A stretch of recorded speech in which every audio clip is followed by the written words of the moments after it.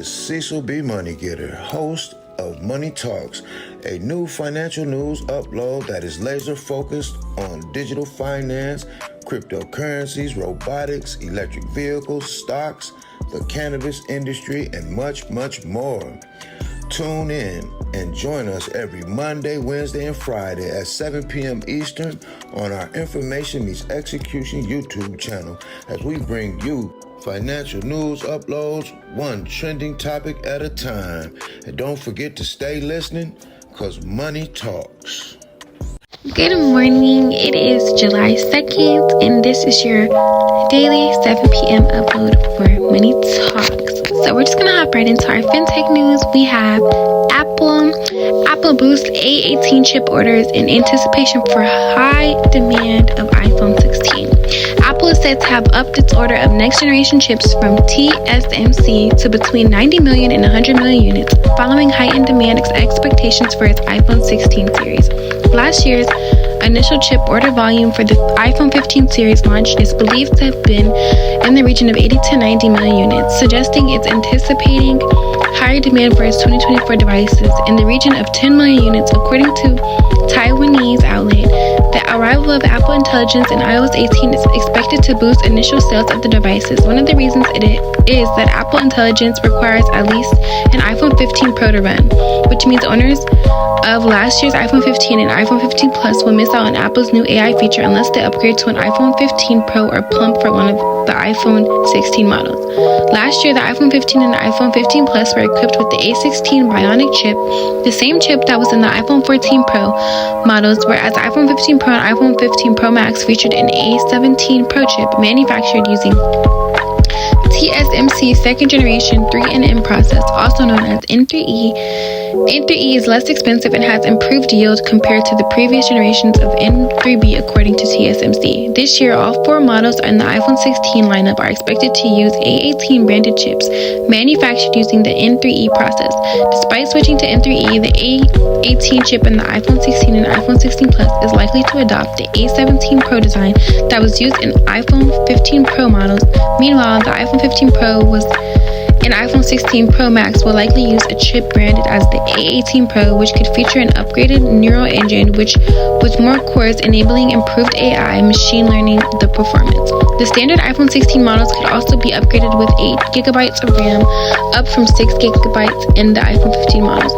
That would see all four iPhone 16 models offering 8GB of RAM, which Apple has suggested is minimum required for running large language models, algorithms that power AI locally on device rather than in the iCloud. Next, we have the stock market.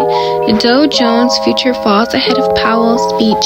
Tesla stock jumps on deliveries. Dow Jones futures and other major stock indexes dropped Tuesday as investors awaited comments from Federal Reserve Chairman Jerome Powell due later in the morning. Electric vehicle giant Tesla jumped Thursday after reporting delivery numbers on the stock market today.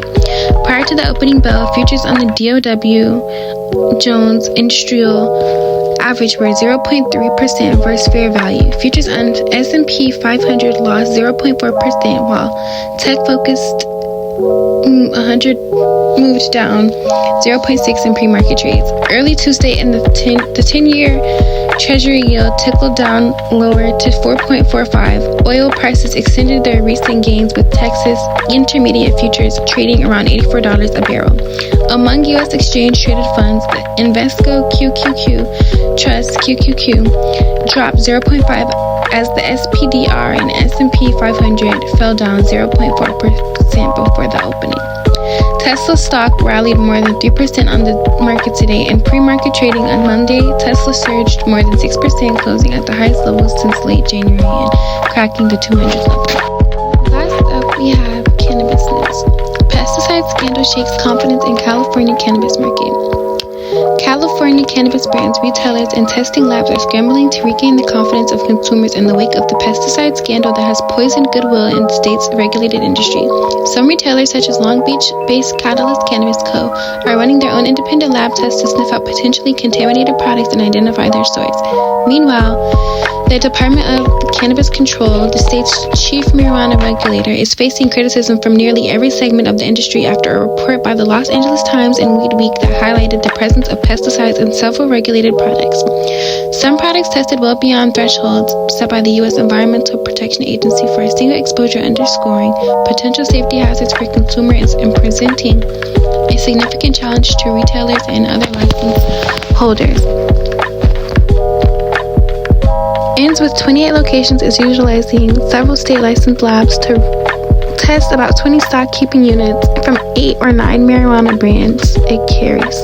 On our Information Meets Execution YouTube channel. You can also check out the 734 Listening Library YouTube channel for self-help shorts and audiobooks. Follow us on Instagram at 734 Miscellaneous LLC to continue our journey of growth and success together. I'll see you at the top. Holla.